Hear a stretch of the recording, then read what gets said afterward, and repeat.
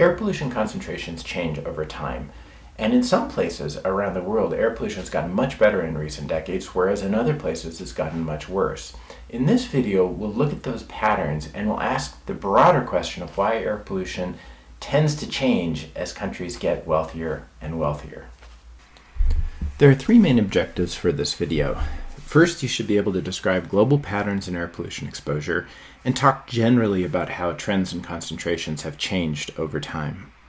We'll look specifically at the United States, and you should be able to explain how U.S. air pollution has changed over the last few decades.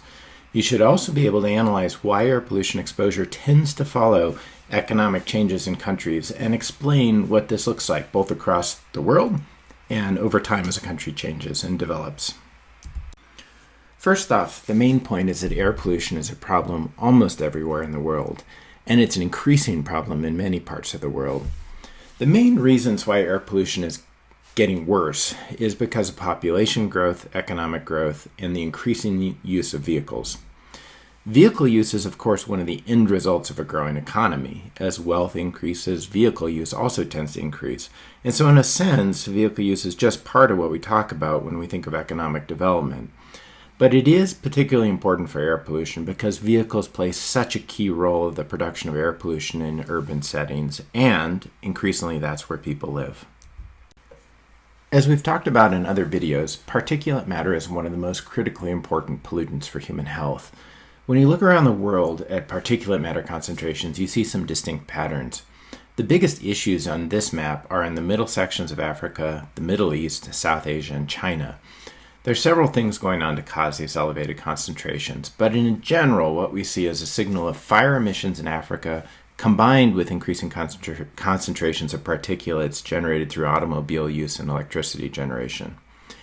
In India and China, the rise in PM concentrations coincides with rapid periods of economic development, including a very rapid rise in the use of cars and in the production of electricity through coal-fired power plants.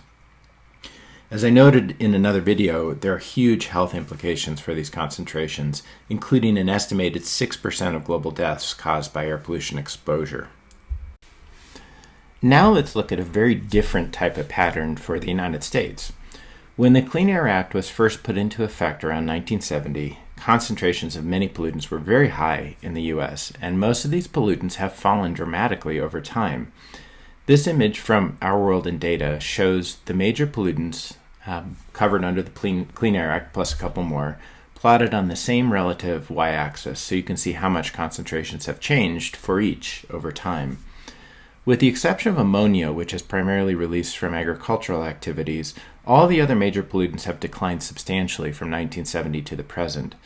These declines have slowed in recent years, and there are some suggestions that concentrations of some of these pollutants have increased slightly from 2016 to 2020, but nationwide data is not yet available.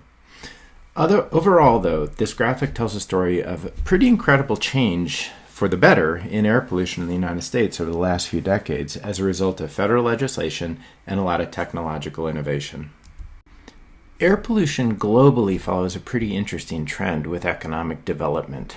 In this graph, again from Our World in Data, we see the relationship between outdoor air pollution death rates and per capita gross domestic product.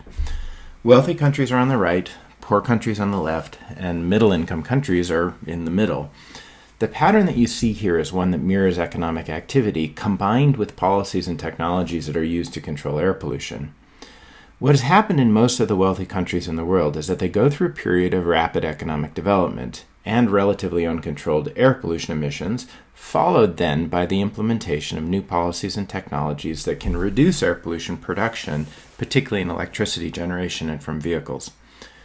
The countries that are currently highest on this chart for air pollution death rates, like China and India, have undergone very rapid recent economic expansion with relatively limited air pollution regulations.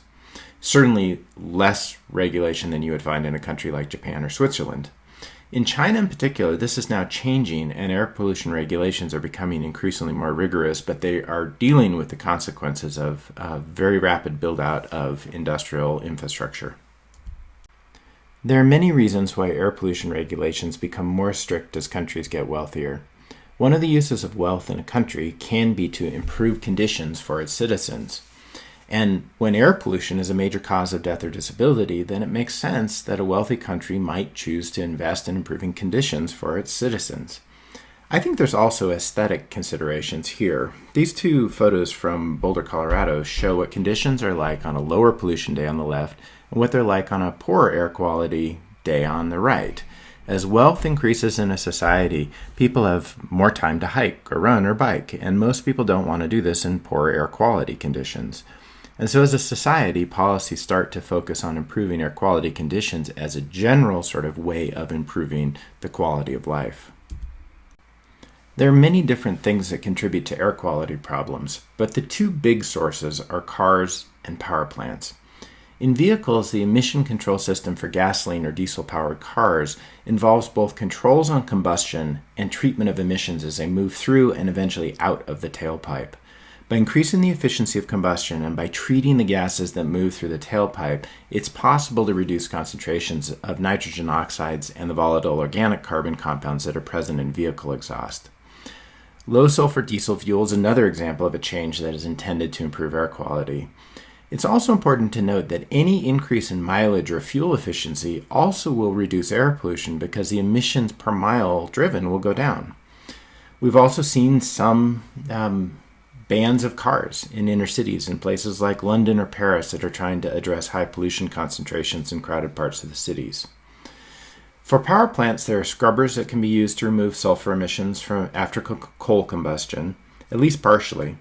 But what we've seen more generally in the US and increasingly elsewhere is a conversion of coal-fired power plants to natural gas or to renewable sources of electricity. That transition is responsible for a pretty significant part of the improvement in air quality over the last 15 to 20 years in the United States. To summarize, there are major global problems due to air pollution exposure. These problems are tending to get worse in low to middle income countries, and they're tending to get better in higher income countries. U.S. air pollution got much better from 1970 to about 2000 and has been getting somewhat better in the period since, with some questions about the last couple of years that will be answered as more data come in. As a general pattern, air pollution tends to rise as economies develop and then decline as countries go from middle income to high income. This pattern has occurred in many countries that are now wealthy, and you can see it globally if you look across different countries today. The good news about air pollution is that there are ways to reduce it, but they require investments in either new fuel sources or alternative energy sources or in pollution control technologies.